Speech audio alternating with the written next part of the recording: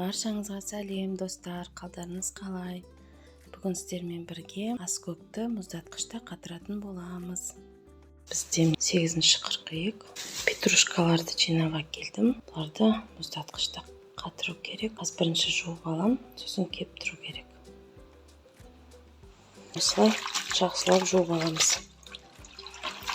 Сабақтарын да оларын жеке турап қатырамыз. Сілкейміз, сосын жақсылап сілкіп. Сосын жайып қоямыз осылай. Барынша өзі кебу керек. Достар, аскөкті кептіріп алдым, жудым, кептірдім. Енді оны турап мұздатқышқа қатырамыз. Сабақтарын алып тастаймыз. Сосын жұмсақ жапырақтарын, мына жерде қаттылар қалып кетсе, осылай алып тастаймын. Сосын бұны, мысалы, сіз қандай тағамға қолданасыз, соған байланысты жеке-жеке салып отырамыз. Мысалы, қазір пищевая пленкаға осындай үлкен жапырақтармен салатын болам. Турамай. Құрғақ болғаннан кейін, достар, жақсы сақталады. Қажет заттар кептіріп, жақсылап салған дұрыс. Мысалы, салатты әсемдеуге үлкен мынандай веточкалармен қоямыз ғой. Әдемілеп қою үшін осындай үлкен етіп саламыз. Немді саламыз. Бізге пищевая пленканы кесуге досточкаға салып ораймыз. Бізге бір ретке осы жеткілікті. Екі жағын былай жауып, осылай ораймыз. Тығыздап.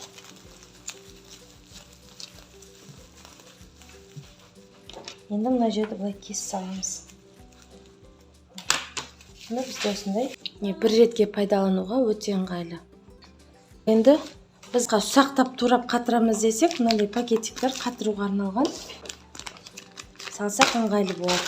Икеяның пакетиктері, бұның кішкентай болады, және де 0,4 дейтін. Екі түрлі пакетиктер болады ішінде. Сондықтан өте ыңғайлы. Енді қазір бізге мынаны турап алу керек, ұсақтап.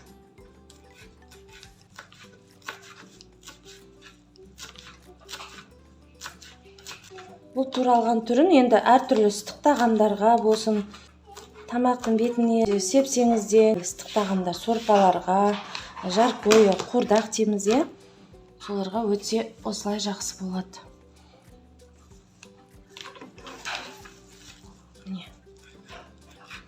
Пакеттер болмаса да, қадымғы жай пакетик. Сондайларда бола береді. Мына сияқты пакетке салған бір жақсы, кейін осылай ашып, керегінше алып, қайтын сала салғанға жақсы. Сондықтан мен осылай көп салсам, ол үшін мынаны бізге жаю керек, мынандай жұқа қылып. Дәл осылай петрушка, басқа да зелендерді қатырып алсаңыздар болады. Сіздер қандай жемістерді, немесе осындай зелендер қатырасыздар?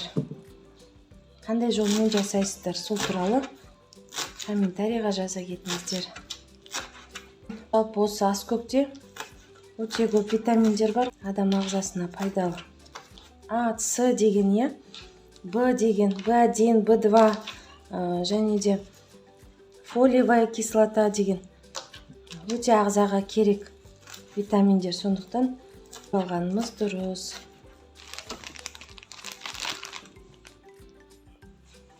Достар, енді мынаны ауасы қалмайтындай етіп, қысып шығарып ауасын, міне осылай істесек, мынасын жабамыз.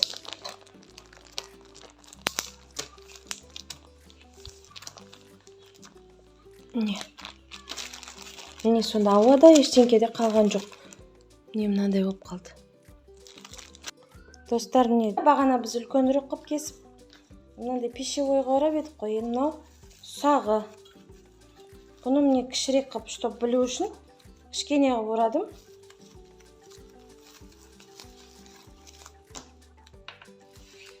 Немесе сыртынан немен жазып қойсаңыздар да болады. Маркермен. Мыналар сабағымен. Бұлар жаңа салаттың бетін әсемдеу үшін көңіп саламыз ғой арасына, сондай тағамдарға. Ал мынау салатқа да болады, ыстық тағамдарға да. Достар, енді мынау сабақтарында қазір ұсақтап турап, оны да пакетиктерге салып қоямыз. Осылай ұсақтап тураймыз. Турап осылай салып қоямыз, оларды да шығарамыз. Енді осыдан алып тамақтарыңызға пайдалана бересіздер керегінше. Достар, аскөгімізді дайындап болдық. Енді мұздатқышқа қатырамыз. Мынандай түрлері бізде андай сабағымен аламыз, бульон, сорпа жасаймыз ғой, борщ жасаймыз, соған қосуға болады. Және де мынандай түрі зип пакет. Өте ыңғайлы, дәмі жақсы сақталады. Жақсылап кептіріп салдық. Осылай жасап көріңіздер. Достар, міне бүгін осындай видео болды. Қыстың қамын жазда ойла деп осындай жұмыстар жасап жатырмыз. Сіздердің жұмыстарыңызға да сәттілік тілеймін. Осы видео сіздерге пайдалы болып ұнаса, достарыңызбен, жақындарыңызбен бөлісіңіздер. Видеоға лайк басып, комментарий қалдырыңыз. Келесі кездескенше, достар.